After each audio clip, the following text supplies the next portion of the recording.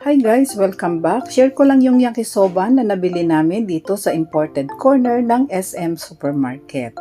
Kung andito rin lang naman kami sa SM Supermarket, ay lagi kong chine-check kung merong nakasale or kung meron bang buy one take one na items.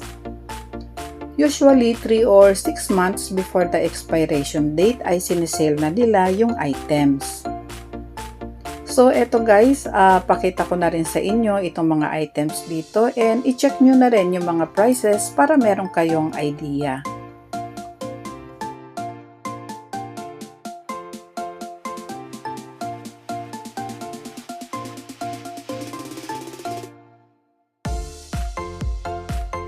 Nagkataon nga na merong buy one take one na Japan yakisoba.